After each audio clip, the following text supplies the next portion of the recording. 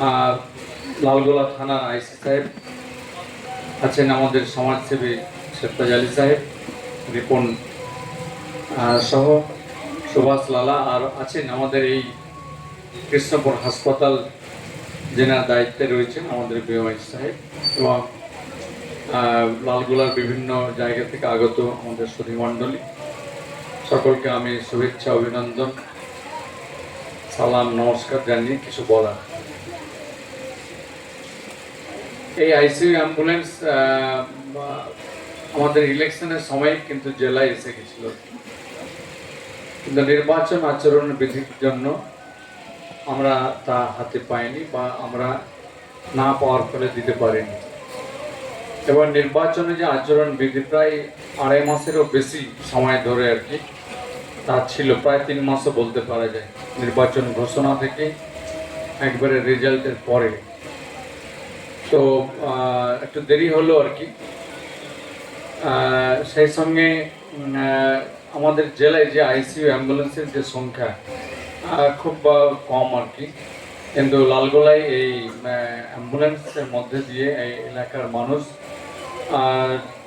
খুব উপকৃত হবে আর কি। এবং সেই দিকে লক্ষ্য রেখে আমাদের বিধায়ক আলী ভাই আমাকে বারবার বলেছিলেন কি ফরিদা, একটু আমাদের এই কৃষ্ণপুর হাসপাতালটাকে বেশি করে দেখতে হবে। এবং সেই দিকে মাথায় রেখে এখানে যে এইচডিইউ বেড, যেটা জেলা হাসপাতালগুলিতে আমরা দেখতে পাই আর কি, কিন্তু আজকে রুরাল হাসপাতাল আমাদের কৃষ্ণপুর, সেখানেও কিন্তু খুব দ্রুত আরম্ভ হতে যাচ্ছে।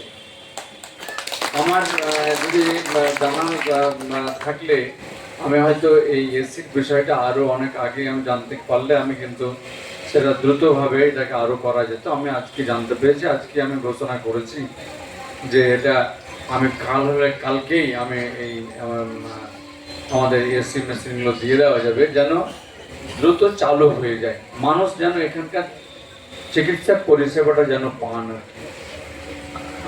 সেই সঙ্গে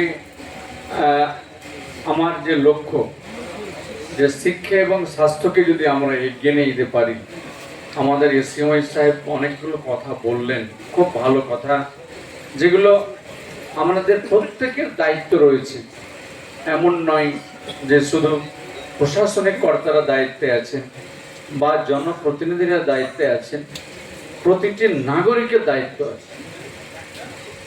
কম হোক বেশি হোক, যে যেখানেই আছেন প্রত্যেকের কিন্তু দায়িত্ব রয়েছে যে আমরা কিভাবে নিজের পরিবারকে সুস্থ রাখবো এবং পাশের যিনারা রয়েছেন তিনারা কিভাবে সুস্থ থাকবেন সেগুলোকে দেখাতে। এটা ঠিক, যদি বাড়ির আমাদের পরিবার যদি ভালো থাকে তাহলে আমরা কত ভালো থাকি। পরিবারে যদি কেউ একজন অসুস্থ হয়ে পড়েন, তো দেখা যায় শুধু ওই একজন অসুস্থ হয়েছেন তা নয়, গোটা পরিবার অসুস্থ হয়ে পড়ে। তো কাজে সেই দিকটা আমরা লক্ষ্য রাখবো আর কি, যে কম বয়সে যেন বিয়ে না হয়। সময় আগের শেষ যে সময় ছিল, সময়ের অনেক পরিবর্তন হয়েছে। আমাদের রাজ্য সরকারের বহুমুখী যে উন্নয়ন, তার মধ্যে এটাও যে কম বয়সে যেন বিয়ে না হয়। তো অনেক এই দায়িত্বগুলো আমাদেরকে নিতে হবে, নিজের পরিবারে হোক বা পাড়ায় হোক। কোনো খবর এইসব বিষয়ে আসলে সেগুলোকে দেখে এগোতে হবে, এগোয়ার জন্য আমি সকলের কাছে অনুরোধ রাখছি। পাশাপাশি আমরা বিভিন্ন হাসপাতালে বা সরকারি প্রতিষ্ঠানে যাই দেখি, সিঁড়ি থেকে নামতে গিয়ে বা উঠতে গিয়ে ওই কোনাটায় পান খেয়ে পানের থেকে বলেন না কিছু মুখ থেকে ছেড়ে দাও। এগুলো যেন নিজেদের দায়িত্ব, এই জায়গাটা পরিষ্কার থাকবে, এখান দিয়ে লোক যাবে আসবে, এটা তো নিজের দায়িত্বের কাজ, এটা কেন নোংরা হয়ে থাকে। ঠিক তেমনটা আমরা হসপিটালেও দেখি। তো হসপিটালের সামনে যে দোকান বা যেভাবে এই জায়গাটা পরিষ্কার থাকা উচিত, বা এর জন্য যে কখন কোন অ্যাম্বুলেন্সের পেশেন্ট আসছে বা তার এন্ট্রি অ্যান্ড এক্সিট যদি এখানে দেখা যায় যে হচ্ছে না, তাকে রেফার করতে হচ্ছে বহরমপুরে, তো তার যে দ্রুত যাওয়া দরকার। তো এই দোকানপাট বা গাড়ি ঘোড়া বা ইত্যাদি যেন এগুলো যেন ঠিক খোলা থাকে, এগুলোর ব্যাপারে আমরা যেন সচেতন থাকি, আমরা নিজেদের দায়িত্ব নিয়ে এগুলোকে আমরা ঠিক রাখবো। এবং আপনাদের আরও বলে রাখি, এই হাসপাতালকে আমরা আরও ভালো যেন কিছু করতে পারি, তার কিন্তু একটা চেষ্টা আমার থাকবে। কারণ ইলেকশন চলাকালীন আমি কিন্তু একটা জিনিস কথা ঘোষণা করছিলাম যে আপনারা পুনর্নির্বাচিত করে নিয়ে আসলে আমাকে আমার প্রথম দায়িত্ব থাকবে শিক্ষা এবং স্বাস্থ্যের উপরে। তো কাজে এই হাসপাতাল হোক বা শিক্ষা প্রতিষ্ঠান হোক, এই দিকটার প্রতি আমার নজর থাকবেই আর কি। আমি নিশ্চিতভাবে আবারও আসবো, সেদিনকে আমি সিএমআই সাহেবকেও ডাকবো, আমাদের মন্ত্রী সাহেবও থাকবেন, ওনারও পরামর্শ এবং সহযোগিতা আমরা চাইবো, যেহেতু আমাদের রাজ্যের তিনি মন্ত্রী এবং বিধায়ক সাহেব থাকবেনই। তো এখানে কি করে কিভাবে ভালো আমাদের একটা ভালো চিকিৎসা পরিষেবা দিতে পারা যায় তার চেষ্টা সর্বদলভাবে আমার দিক থেকে থাকবে, বা এমপি ল্যাড থেকে কিভাবে তা টাকা ইউজ করে সেটাকে মানুষের জনমত কল্যাণ কাজে লাগানো যায় বা মানুষ তা উপকৃত হন, সেই দিকটা আমাদের বিশেষভাবে নজর থাকবে। আপনাদের একটা জানিয়ে রাখি, আমাদের বিধায়ক আলী ভাই আমাকে একটা নতুন কনসেপ্ট, একটা আইডিয়া দিয়েছিলেন, যেটা আমি লালগোলাকে দিয়ে শুরু করেছি।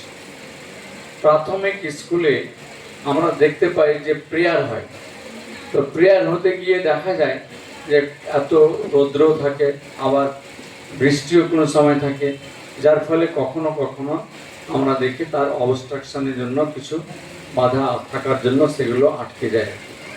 কিন্তু তিনি পরামর্শ দিয়েছিলেন যে অল ওয়েদার সেট, মানে এই ওয়েদার সেটটা যেন আমরা যে কোনো সময় আমরা ব্যবহার করতে পারি, অর্থাৎ রৌদ্র থেকে বাঁচতে পারি বা বৃষ্টি থেকেও বাঁচতে পারি, প্রেয়ার সময় প্রেয়ার ঠিক থাকবে।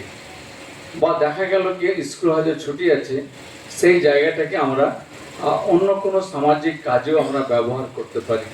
তো ওনার এই পরামর্শের ভিত্তিতে আমরা লালগোলার 15টা প্রাথমিক স্কুলে এই অল ওয়েদার সেটের কাজ কিন্তু চলছে, আমার মনে হয় শেষের দিকে চলে এসছে।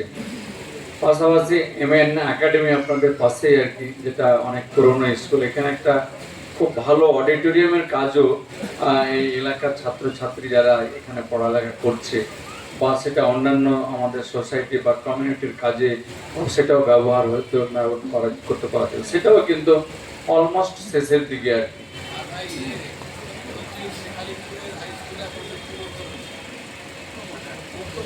ওটাও ভাইয়ের এরিয়া পড়ে নাকি? আচ্ছা, যাই হোক, শেখ আলিপুর স্কুলে একটা মুক্ত মঞ্চ হচ্ছে আর কি। তো এরকম অনেক কাজ কিন্তু হচ্ছে, কিন্তু আমার আগামীতে প্রাথমিকতা আমি যেটা বললাম শিক্ষা এবং স্বাস্থ্য, তো এটা যদি আমরা ঠিক রাখতে পারি, কারণ শিক্ষা হচ্ছে মানে জাতির মেরুদণ্ড, শিক্ষা থাকলে কিন্তু সে ঠিক গুটি গুটি পায়ে এগোতে থাকবে।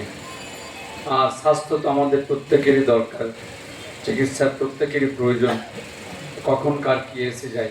তো নিশ্চিতভাবে আমি সেদিকে এগোতে থাকবো।